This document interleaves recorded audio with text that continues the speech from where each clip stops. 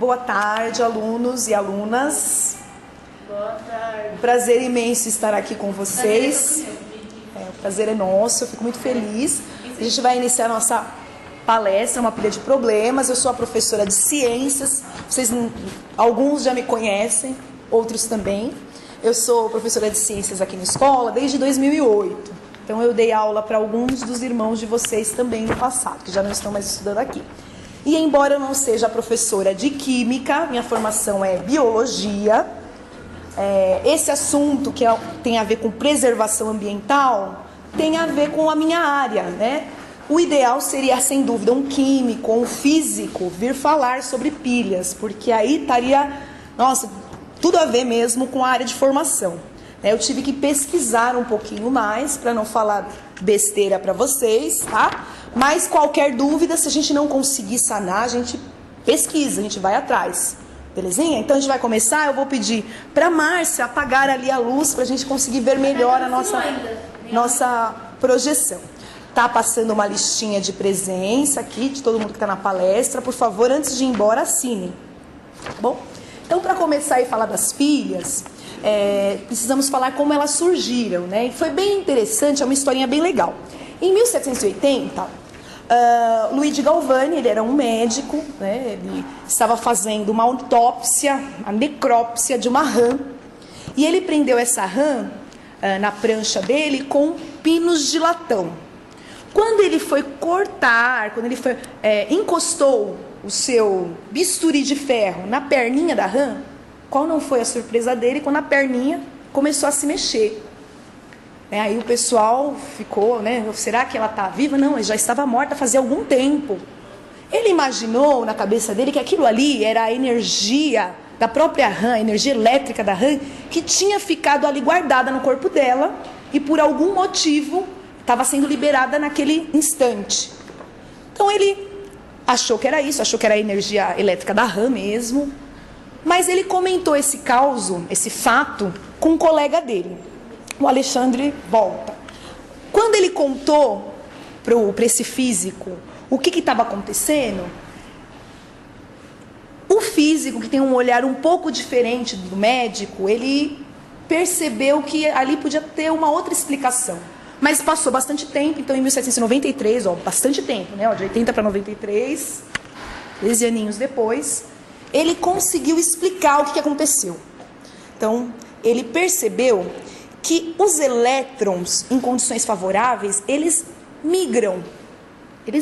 Tem uma diferença aí, né, de potencial, passa de um lugar para o outro. Quando isso está acontecendo, na interface de um metal encosta no outro, essa passagem é uma corrente elétrica, porque os elétrons que estão saindo de um lugar indo para o outro. Aí, é uma corrente de vento, aqui não é uma corrente elétrica, tá? Fantasma do armário. Aí, o que ele fez? Ele conseguiu, pela primeira vez, fazer a pilha. O que ele percebeu? Ele percebeu que dois metais diferentes, quando juntos, passa essa carga. E se eles estiverem, então, numa solução eletrolítica, né, misturados lá, por exemplo, com num ácido, numa água que está com sal dissolvido, facilita que esses elétrons passem mesmo de um lugar para o outro, eles caminham. Quando o elétron caminha, eu tenho uma eletricidade acontecendo, não é assim? Então foi ele que inventou a pilha, mas a pilha que ele inventou naquele momento não é essa pilha que a gente tem hoje, porque aquilo ali era um teste, aquilo ali era um início, né? Ele colocou lá uma pilha, né, de várias moedinhas de níquel, entre elas um paninho molhado com suco de limão, porque não tem água no limão, não tem sais minerais no limão, não tem o ácido cítrico, o ácido ascórbico lá misturado no limão. Então aquilo ali foi uma pilha, ele percebia que passava ali os elétrons por aquela pilha de moedinhas, tá? Daí pra frente, gente, a pilha só foi sendo melhorada, né? Daí pra frente ela se tornou um objeto de uso frequente.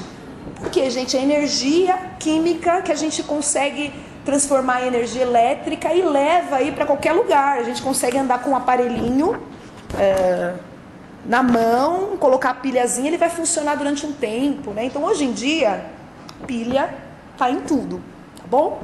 Então, Primeiro slide nosso ali.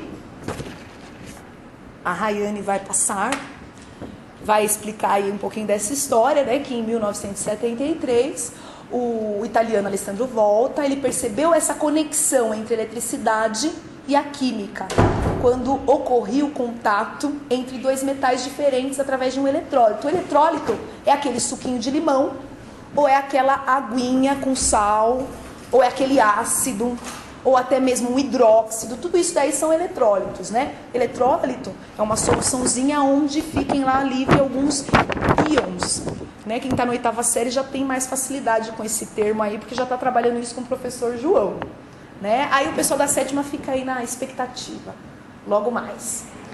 E aí em 1800 ele inventou a primeira pilha elétrica. Antes dela, a energia elétrica era gerada por máquinas eletrostáticas e armazenada em capacitores que serviam depois como fonte de tensão. A carga acumulada pelos capacitores não era grande, portanto a autonomia era muito pequena, muito curta. A pilha de volta possibilitou que a eletricidade fosse usada em experimentos químicos, né? Porque aí você tem a energia química passando para a energia elétrica. Tá? Então imagina, gente, a estática, aquela energia eletrostática que tinha antes, ela não acumulava muito tempo. Você fazia lá carregava e aí rapidamente descarregava. Agora essa pilha aí era uma pilha que durava um pouco mais. Pode passar para o próximo. Como funciona uma pilha? Então, um campo elétrico pode ser gerado entre duas placas paralelas com cargas opostas. Quando colocamos um sólido com o líquido, normalmente a voltagem da interface é pequena, né? Então tem sempre essa transferência. Mas normalmente é uma coisinha pequena que acontece. Entretanto, se as duas fases forem um metal e um eletrólito, e aí o eletrólito pode ser o ácido, sal de cozinha dissolvido na água, a voltagem vai ser o quê? Mais significativa, vai ser maior. As pilhas e baterias são dispositivos que tornam possível a utilização dessas voltagens em circuitos externos, né? Essa energia, gente, ela está no nosso corpo. O nosso corpo faz várias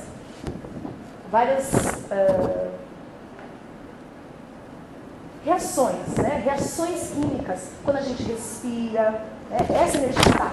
Só que está dentro do nosso corpo, está acontecendo lá no meu sangue, está acontecendo na minha célula, está acontecendo dentro da mitocôndria, todo o tempo. Aqui, a grande vantagem é que eu consigo pegar essa energia química, eu não vou usar dentro do meu corpo, eu vou usar num circuito, num aparelho, que vai aproveitar essa energia. Tá? A pilha ou bateria é um sistema que, através de um fenômeno químico, que é a reaçãozinha, né, realiza uma transformação de energia química em elétrica. Isso é, realiza uma reação química de oxidação-redução, oxirredução, na qual ocorre a movimentação dos elétrons por um circuito elétrico externo. Tá? Então é uma reação química, mas não é só a energia química que está ali, tá? Transformando numa energia elétrica, fazendo os elétrons caminharem. Tá bom? Próximo. O que é a energia química? Podemos entender o conceito de energia química como uma energia potencial resultante da configuração estrutural dos átomos ou moléculas. A energia química pode ser transformada em diversos outros tipos de energia, térmica, luminosa, elétrica, etc. Então, assim, gente, vamos entender mais ou menos que a energia química, ela está lá dentro de cada um dos materiais, de cada um dos elementos, os metais, todos esses elementos que vocês da 8ª já estão estudando faz tempo, desde o início do ano. Vocês já viram alguns deles, todos eles têm lá uma configuração. Se a gente desenhar o átomo, se a gente imaginar esse átomo, cada um deles tem um jeitinho, certo? E aí eles vão buscar sempre a configuração de menor energia. Quando eu desestabilizo de alguma forma esse átomo, ele vai liberar elétrons, está liberando uma energia aí, tá?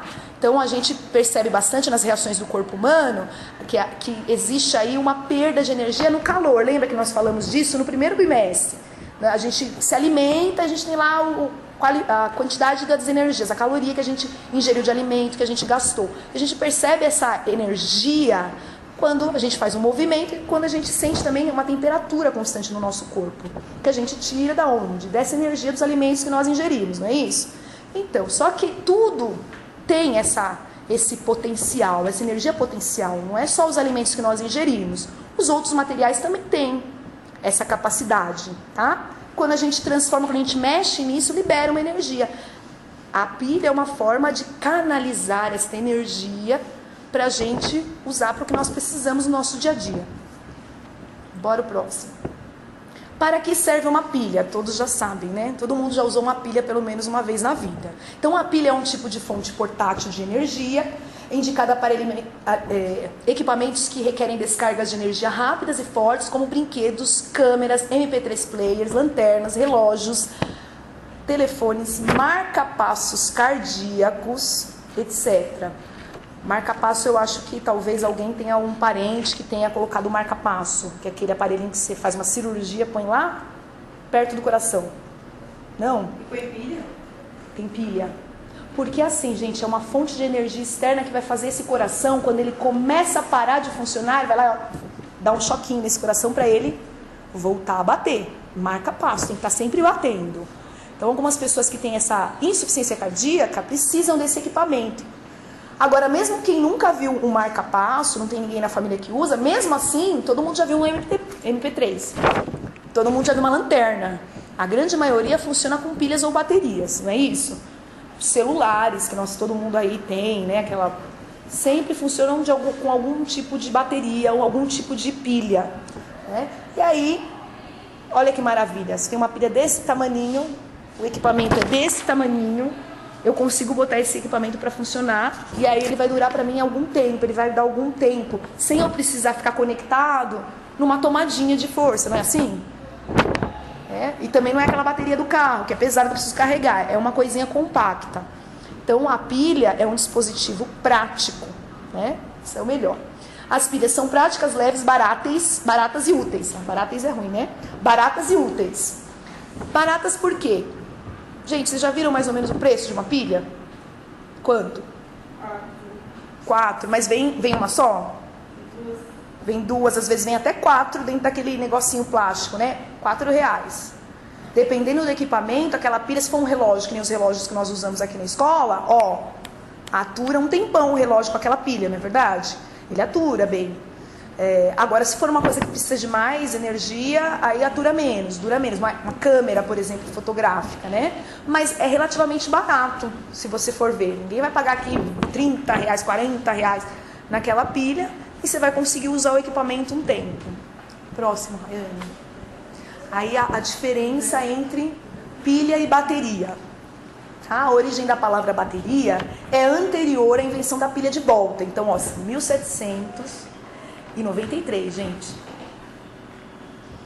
O Alessandro Volta fez lá a primeira pilha. Antes disso já existiu o conceito de bateria, tá? Quem produziu o termo nos estudos de eletricidade foi o Benjamin Franklin, em 1748, referindo-se a uma série de capacitores conectados, formando uma bateria no sentido de conjunto. Então, quando a gente tem várias células voltaicas, todas elas juntinhas, conectadas, aí eu não costumo chamar mais de pilha, eu chamo de bateria, tá bom? O termo bateria agora, hoje em dia, ele foi extrapolado para a eletroquímica e é utilizado hoje para identificar células voltaicas interconectadas como bateria de automóvel. Vocês já devem ter visto uma bateria de automóvel também, né? E a bateria de 9 volts. E a propósito, o volts, que a gente usa, aquele Vzinho lá, aquela unidade ali, é em homenagem ao Alessandro Volta. O cara, né, revolucionou. Até hoje o nome dele é lembrado toda vez que a gente compra uma pilha. Ou quando a gente põe o dedo na tomada também, tá? O termo pilha é normalmente usado para dispositivos que contenham apenas uma célula, uma única célula voltaica, como a pilha comum, que é aquela que a gente usa. As pilhas e baterias são classificadas em primárias e secundárias. As primárias são aquelas que não podem ser recarregadas. Usou, o que acontece? Acabou. Lixo. Não é? A gente vai chegar nesse ponto.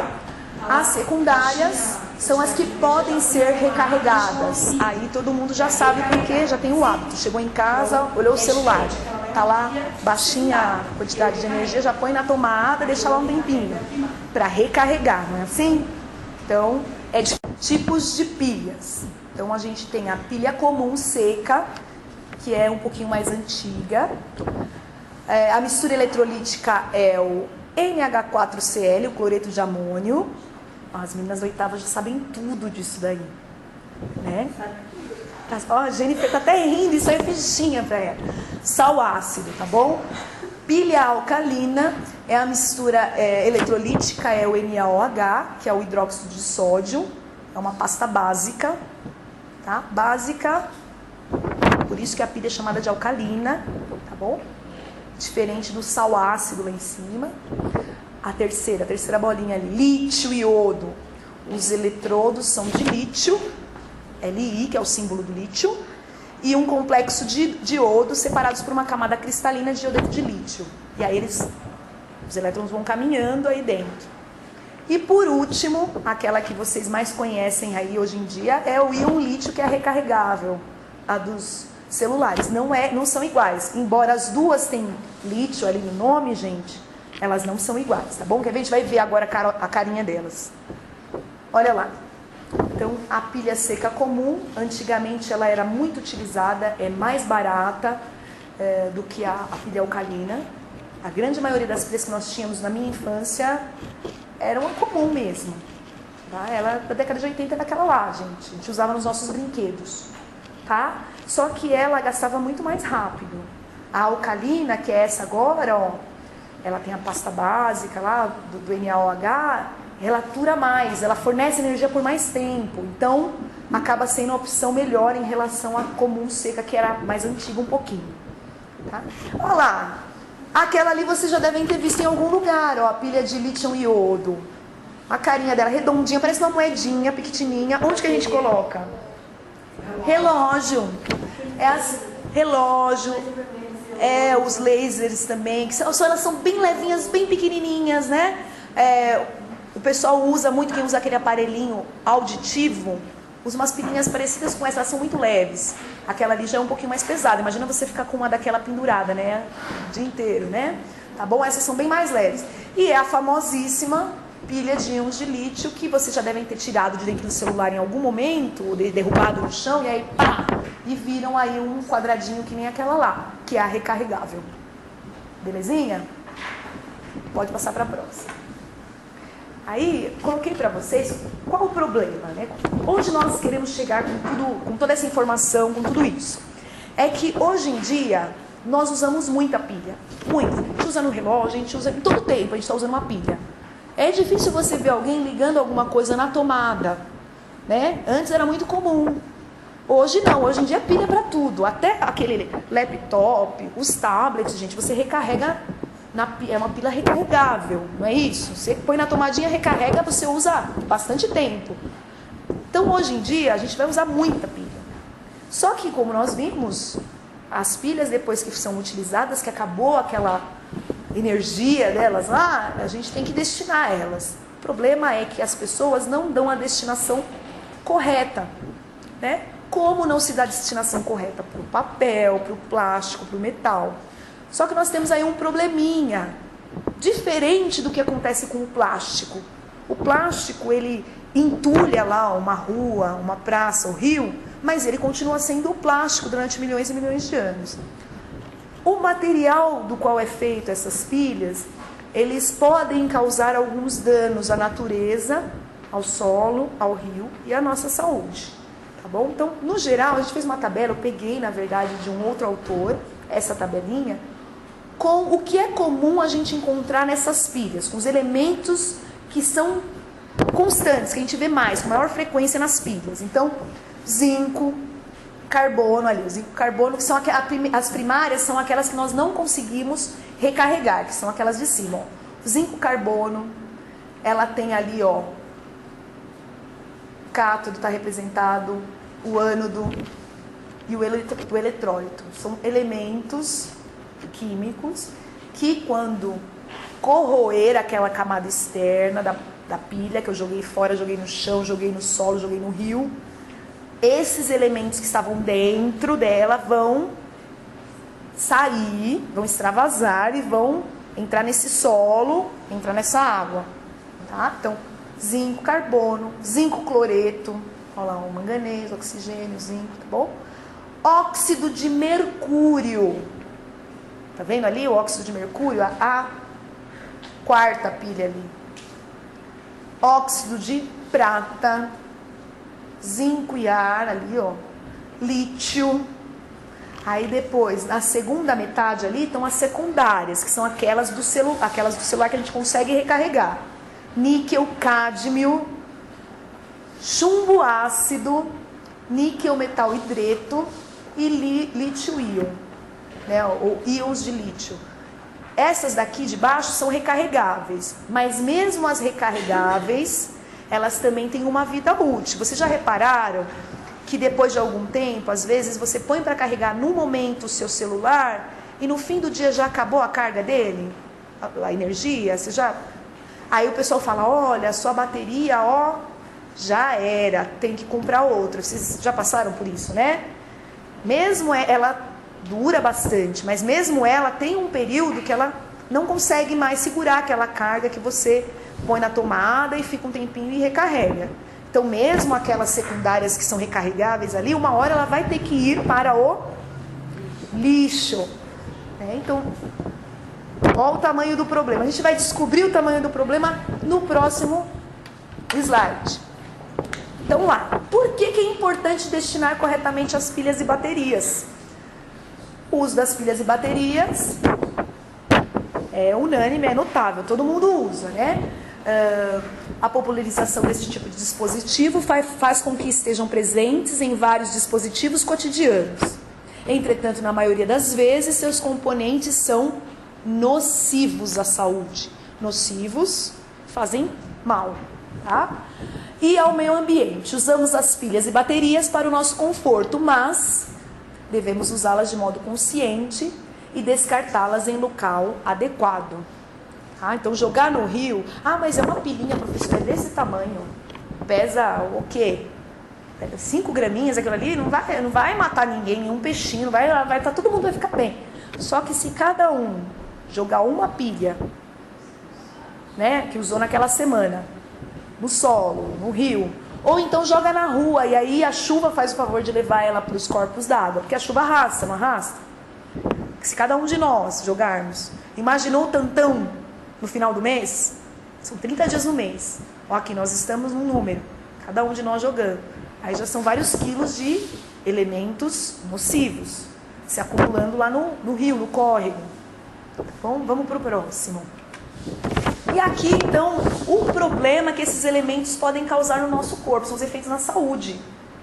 Não adianta só falar que tem cádmio lá. Mas cádmio, professor, eu nem sei, nunca vi o cádmio, não sei o que ele faz. Ele faz bem, ele faz mal? Então, o cádmio é o primeiro que está lá na nossa lista. Ele pode causar câncer, ele pode causar disfunções digestivas, né, quer dizer, afetar o seu sistema digestório, problemas pulmonares do sistema respiratório. Isso aí é o mais comum, não que não possa fazer umas outras coisas, mas isso aí é o mais comum. Olha a lista enorme do chumbo, gente, que é o segundo ali, bebê chumbo, né, que as meninas da oitava já sabem, eu não preciso nem falar, mas vou falar para das sétimas, né? Bebê chumbo. Pode causar anemia. Anemia é quando o meu sangue está faltando hemoglobina nesse sangue. Se eu tenho anemia, gente, o que vai acontecer com o meu oxigênio? Chega nas minhas células? Não chega, eu fico fraquinho, né? Mal consigo fazer uma pequena atividade física, né? Anemia, disfunção renal, dores abdominais, encefalopatia, gente. Imagina aquela dor na cabeça, aquela sonolência. Pode levar a distúrbios mentais, a convulsão, coisas mais graves, né? Neurite periférica, um tipo de paralisia, está prejudicando aí o seu sistema nervoso. Problemas pulmonares e teratogênico. Teratogênico, nós ainda não chegamos nessa parte, mas é só para explicar. Vamos supor que alguém está grávido, uma mulher está gravidinha, nos primeiros meses de gestação, está formando esse bebê. Quando a gente diz que um elemento é teratogênico, ele vai interferir na formação desse embriãozinho e ele vai nascer deformado. Nasce faltando um braço, nasce com uma deformação na cabeça mesmo, perna faltando, nasce com deformidades, tá bom? Cobalto pode causar lesões pulmonares, sistema respiratório, distúrbios hematológicos. Hematológicos tem a ver com Sangue, isso mesmo, você estava pensando nisso, eu sei que você estava pensando. Com sangue, possível carcinogênico humano, carcinogênico está provocando um câncer, lesões, irritações na pele, distúrbios gastrointestinais, no estômago, no intestino, e efeitos cardíacos, tá? Coração. Crohn pode causar câncer do aparelho respiratório, lesões nasais, perfuração do septo e na pele, distúrbios no fígado, nos rins, pode ser até letal. Isso daí já é uma coisa, já vai mais além. Você não vai ficar só doente, você vai ficar doente e vai morrer. É bem mais forte isso daí, né? Ele tem um efeito mais poderoso no nosso organismo. E distúrbios gastrointestinais também.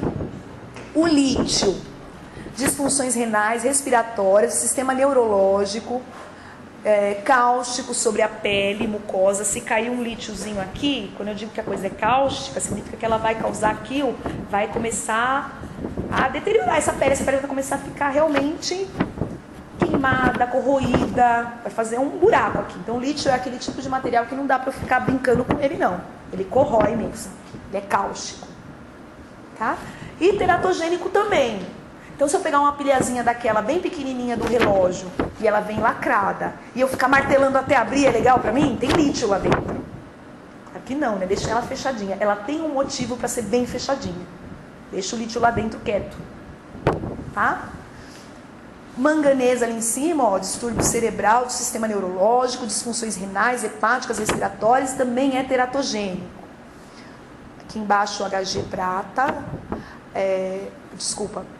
mercúrio, congestão, inépcia, indigestão, dermatite, distúrbio gastrointestinal, elevação da pressão arterial, pressão alta, lembra? A gente já falou da elevação da pressão arterial.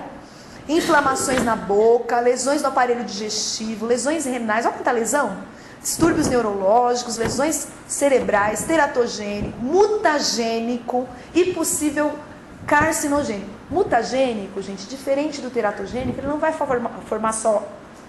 causar só deformidades nesse bebezinho, nesse embriãozinho, nesse feto. Ele vai causar também mudanças lá nos genes. E aí, quando ele muda lá os genes, a pessoa pode desenvolver uma doença, pois nasce com aparência até normal e vai desenvolver uma doença genética com o passar do tempo. Vai ter proteínas no corpo dessa pessoa que podem não funcionar direitinho, tá? Ele vai estar causando uma mutação dentro das células desse bebezinho. Bom, níquel pode causar câncer, lesões do sistema respiratório, distúrbios gastrointestinais, é teratogênico, genotóxico. Genotóxico,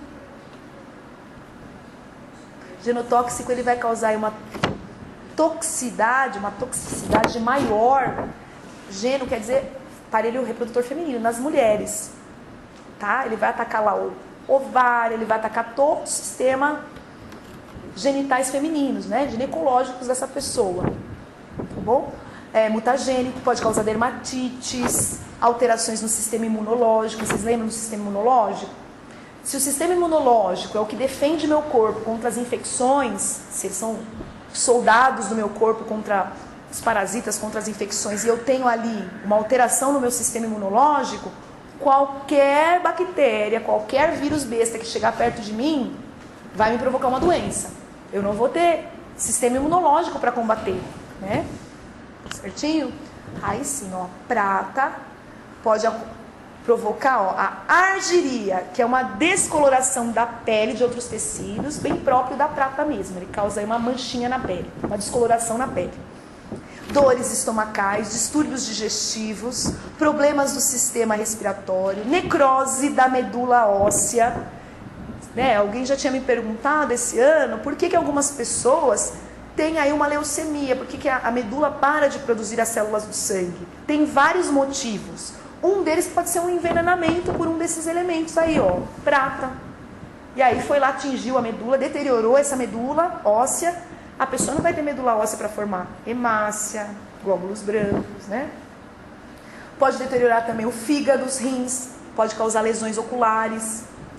Zinco pode causar alterações no sangue, né, hematológicas, lesões pulmonares no sistema respiratório, distúrbios gastrointestinais e lesões no pâncreas. Tá? Então o pâncreas, lembrando, é aquele órgão que para nós faz o suco pancreático, que auxilia na digestão e produz alguns hormônios muito importantes, como a insulina. Então a gente precisa do pâncreas, embora muitas vezes a gente esqueça para que ele serve, ele tem uma utilidade no nosso corpo. E aí, vocês acham que é pouco essas coisinhas aí? Bastante doença, né? Bastante coisa ruim. Então imagina que todos nós jogando um pouquinho de coisa aí caindo no solo, e aí a gente planta lá uma alfacinha naquele solo, cheio disso daí tudo, né? A gente planta a alfacinha e depois o que a gente vai fazer? A gente vai comer a alfacinha na salada, né? Colocou lá no prato, vinagrinho, põe pra dentro. A gente não está ingerindo tudo isso? Tá lá no alimento. Ou melhor, eu não comi porque eu nem gosto de salada nem nada, mas o boi comeu. E eu gosto de carne, e eu comi o boi, né? Assim, bife. Eu também não estou ingerindo também todos aqueles elementos tóxicos. Está lá na carninha do boi e eu comi o boi. Então eu estou ingerindo. Eu estou lançando no ambiente e está voltando para mim. E pode me causar todas essas coisas terríveis aí, todas essas patologias, todas essas doenças. Tá? Então fica aí, né, uma exclamação. Vamos pensar a respeito disso. Ó, o próximo são as referências, é da onde a gente tirou todas essas pesquisas. Tá? Márcia, você pode fazer a gentileza de acender a luz para mim? Pode desligar. Gente, as referências depois vai ficar publicado lá para vocês. Então, é assim, esse trabalho, na verdade, é um início. É um início para a gente começar a pensar a respeito do que são as pilhas e o que a gente faz com essas pilhas. Tá? A Michele vai mostrar para vocês. Ah, porque você é linda, maravilha aqui. A Michele vai mostrar para todos. Pode passar. Só mostrar e passa mostrando ali também para os professores, por favor. Esse dispositivo que nós estamos fazendo aqui, ó. Tchan, é o nosso Papa Pilhas. Olha, a professora já trouxe até umas pilhas ali. A gente vai colocar as pilhas aí dentro, a gente vai passar nas salas. Vai ficar avisando aos colegas que podem trazer, né? Vai ficar lá na nossa secretaria, vai ficar aqui com o professor Wendel na sala de informática, tá? A gente vai tentar pôr na sala dos professores, para nós também, porque às vezes a gente não tem tempo de subir até aqui para colocar aqui ou ir na secretaria. E a gente vai colocando as nossas pilhas e baterias. Usou, ao invés de eu colocar no lixo convencional, naquele lixo molhado, lixo orgânico, eu vou trazer para cá. E aí, o passo a passo disso é levar para o lugar que vai dar a destinação correta, que vai conseguir desmontar esse equipamento, aproveitar o que dá para aproveitar, o que não dá para aproveitar, colocar num lugar que ele não cause danos ao meio ambiente, à saúde de ninguém. Certo? Mostra ali para a professora, Michelle, elas querem ver de perto. Muito obrigada, lindíssima essa menina. Gente, esse momento eu vou abrir para se tiver alguma dúvida. Se eu não souber responder, porque como eu disse, eu não sou química, não sou física, eu sou bióloga. Mas a gente vai procurar alguém que saiba responder isso, que saiba tirar essas dúvidas de vocês. A gente vai tirar as nossas dúvidas, tá? A gente pesquisa o quanto precisar, a gente vai encontrar. Tem alguma dúvida sobre aqui o que nós falamos, sobre as pilhas? Nenhuma dúvida? Nada? Nenhuma mesmo? Poxa vida! Ou entenderam tudo ou não entenderam nada? Vamos fazer assim, nós vamos fazer agora uma prova. Tipo, quando quebra a pilha assim, sai um líquido de dentro, né? Então, uma vez, quando eu era menorzinha, eu coloquei na boca assim, ó, e mordia, saiu um líquido dos dentes. Faz algum problema? Então, vou falar da sua pergunta. Muito obrigada, ó. A gente recebeu aqui, no pé de ouvido aqui, uma dúvida muito importante da aluna Thalita. E eu vou compartilhar com vocês. Olha lá. Uma vez, ela mordeu uma pilha e saiu um líquido, um gostinho estranho na boca dela. A Thalita. Aí ela quer saber se tem algum problema, né? Ela vai morrer. Então, normalmente, as pilhas alcalinas, ela vai viver, gente. As pilhas alcalinas, elas possuem dentro dela uma pasta básica, que é o eletrólito, né? Então, o NaOH, ele vai ficar lá em contato lá com os metais para criar corrente elétrica, né? Então, isso ele é pasta, ele é pastoso, ele é meio líquido mesmo. Então, se ela mordeu, rompeu lá o isolante em volta, vai sair esse líquido mesmo, tá? A pilha comum, que era seca, ela vazava com... Não vazava, porque dentro era um sal ácido, ele é sólido, ele é mais seco, né? Não vai vazar. Mas as alcalinas vazam mesmo. Às vezes, se você deixar ela dentro do equipamento muito tempo, você tira, tem lá uma... né? Até pode corroer, pode até danificar o equipamento, porque você esqueceu a pilha lá dentro e ela vazou, né? Então, assim, vai ter algum problema? Não, na verdade, aquilo ali é uma pasta básica, você podia ficar, de repente, uma irritação na língua, um gosto horroroso, aquela coisa, né? Travosa, aquilo lá, né? É um gosto ruim, não faz bem para a saúde, sem dúvida. Mas também foi aquela vez, você ficou comendo sempre pilha? Não, então não tem problema. Só não pode fazer parte da sua dieta. Se você todo dia ou várias vezes ficar, aí você está acumulando elementos nocivos no seu corpo, tá bom? Mas não tem problemas não, mais graves não. Só podia ter machucado mesmo a língua, você ficado aquilo meio queimado, né? Meio sem paladar naquele momento. Mais alguma coisa? A professora Janine também já queria saber, bateu até abrir. Mas isso é uma curiosidade que às vezes as Crianças têm, porque não abre, né? na pilha ou apenas por dentro do aerosol. A pessoa fura para ver. Que tem dentro. E aí acontecem os acidentes. Queima, dá aquela... Fica tudo irritado, né? Fica tudo... Depois vai melhorando. Faz muito tempo, né? Claro que a professora Janine não faz isso mais agora, que ela já está com 25 anos. Ela fazia isso quando era criança, tá bom? Tá certo? Foi a pilha, tá? Olha, a pilha de carro também tem uma questão, porque dentro dela vai um ácido um pouquinho forte, tá? A pilha do carro, a bateria do carro, que é aquela... São várias pilhas conectadas, né? A bateria do carro, dentro dela vai um ácido, então tem que tomar um cuidado. Você não vai pegar aquilo ali também, não, a minha professora falou sobre a pilha, agora eu vou pegar a bateria do carro do meu pai, vou fuçar tudo. Não, deixa lá, tem um motivo para ela estar bem fechadinha, tá? Deixa o ácido lá quietinho. O ácido também corrói, ele também vai causar lesões, queimaduras graves, né? Dependendo do lugar onde pegar, então não mexam, deixa lá. E destinem corretamente, tragam para a escola e a gente vai dar prosseguimento, tá bom? Mais alguma dúvida, meninas? Menino? Não? Não? Então tá bom, muito obrigada a todos.